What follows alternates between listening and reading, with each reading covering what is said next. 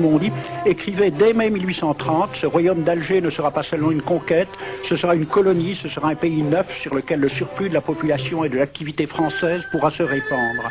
Voilà les véritables raisons de la conquête dont il faut aussi éclairer les méthodes. Alors j'ai pris des documents à la Bibliothèque nationale à Paris, des témoignages des conquérants de l'époque, des conquérants français. D'abord, des extraits du bréviaire que l'on avait remis aux officiers et soldats qui s'en allaient en Afrique. Cela s'appelait « Aperçu historique, statistique et topographique sur l'état d'Alger ». Voici quelques-uns de ces extraits. Ces contrées sont des terres vacantes, abandonnées aux mauvaises herbes par la paresse et l'indolence des morts. Les femmes du pays sont livrées par la paresse des Arabes, qui passent toute leur vie à fumer, à la turpitude de mœurs extrêmement relâchées. Elles n'ont pas de religion. Beaucoup doutent qu'elles aient une âme immortelle et croient qu'elles ne sont faites que pour la reproduction. Le climat aidant, les femmes sont nécessairement disposées au plaisir. Alors, allez-y, des terres vacantes et des femmes consentantes qui n'attendent que les soldats français. Et puis, à côté, j'ai vu d'autres documents qui marquent l'étonnement des officiers français qui débarquaient en Afrique. C'est Campagne d'Afrique en 1830 par un officier du corps expéditionnaire. Cette terre, qu'on avait présentée comme sauvage et inhabitée, est couverte de jolies maisons de campagne entourées de jardins. Toutes sont bâties sur des hauteurs dont les mouvements onduleux contrastent tout à fait avec l'aridité des côtes de Provence. La végétation y est superbe et partout des sources et des courants d'eau fécondent la terre. Les fruits y sont en abondance. Un grand nombre d'aqueducs amènent les eaux jusqu'à la capitale. Et le maréchal Bugeaud lui-même. J'ai reconnu que l'Algérie produit beaucoup de grains, une immense quantité de bétail. L'immensité des terrains ensemencés atteste l'existence d'une population beaucoup plus nombreuse qu'on ne le pensait. Le commandant Claude-Antoine Rosé, dans Voyage dans la Régence d'Alger en 1833. Presque tous les hommes savent lire et compter. En France, on compte à l'époque 40% d'analphabètes. Ainsi, les soldats qui débarquent sont en général moins instruits que les sauvages qu'ils viennent civiliser. Le ministre de la guerre de l'époque, qui s'appelait Girard, il faut se résigner à refouler au loin, à exterminer même la population indigène. Le ravage, l'incendie, la ruine de l'agriculture sont peut-être les seuls moyens d'établir solidement notre domination. Savary, duc de Rovigo, apportez des têtes, bouchez les conduites d'eau avec la tête du premier bédouin que vous rencontrerez, au nom bien sûr de la civilisation. Christian, dans l'Afrique française, un détachement de l'armée parti d'Alger surprend la tribu désarmée des Olifias et massacre sur le champ tous les hommes, femmes, enfants, sans distinction. On parlera de 12 000 morts. Les troupeaux raflés aux Olifias seront vendus au consul du Danemark. Quant au reste du butin, il fut exposé au marché de Babazoun. On y voyait des bracelets de femmes encore attachés à des poignets coupés et des boucles d'oreilles pendant à des lambeaux de chair, au nom de la civilisation. Le colonel François de Montagnac.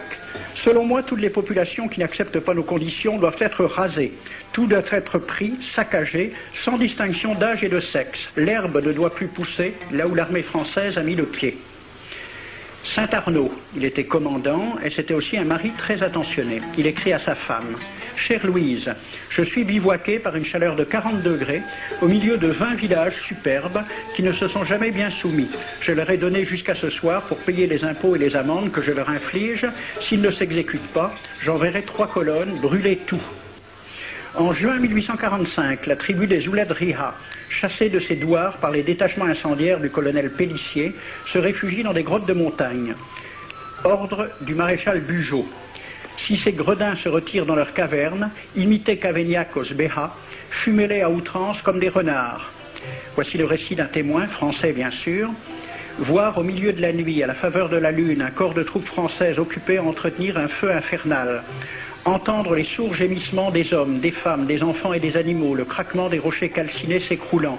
Le matin, quand on chercha à dégager l'entrée des cavernes, gisaient des bœufs, des ânes, des moutons. Parmi les animaux, entassés sous eux, on trouvait des hommes, des femmes, des enfants. J'ai vu un homme mort, le genou à terre, la main crispée sur la corne d'un bœuf. Devant lui était une femme tenant son enfant dans ses bras. Cet homme avait été asphyxié au moment où il cherchait à préserver sa famille de la rage de cet animal. On a compté 760 cadavres. Le 8 mai 1845, Saint-Arnaud découvre 500 Algériens qui s'abritent dans une grotte entre Ténès et Mostaganem. Saint-Arnaud ordonne à ses soldats de les emmurer vivants. Il écrit « Je fais boucher hermétiquement toutes les issues et je fais un vaste cimetière. La terre couvrira à jamais les cadavres de ces fanatiques. » C'est à peu près ce qu'ont dit les Allemands en massacrant le village d'Oradour-sur-Glane. Montagnac, toujours lui, le colonel. Voilà comment il faut faire la guerre aux Arabes. Tuer tous les hommes jusqu'à l'âge de 15 ans. Prendre toutes les femmes et les enfants. Vous me demandez ce que nous faisons des femmes que nous prenons? On en garde quelques-unes comme otages. Les autres sont échangées contre des chevaux et le reste est vendu à l'enchère comme bête de somme. Toujours au nom de la civilisation. Nous rapportons un plein baril d'oreilles récolté pair à pair sur les prisonniers. Il contient même celle d'un de nos 58 gendarmes morts de maladie. 2 pièces de 100 sous ne sont pas à dédaigner. Le maréchal Soult, ministre de la guerre, répondant à des questions à la Chambre des députés. En Europe, un tel acte serait horrible et détestable. En Afrique, c'est la guerre même. C'est la guerre même, c'est du moins ce que dit le ministre français, mais en face, voici un décret pris par l'émir des Arabes, l'émir Abdelkader. Tout Arabe qui amènera vivant un soldat français recevra pour récompense la somme de 8 douros.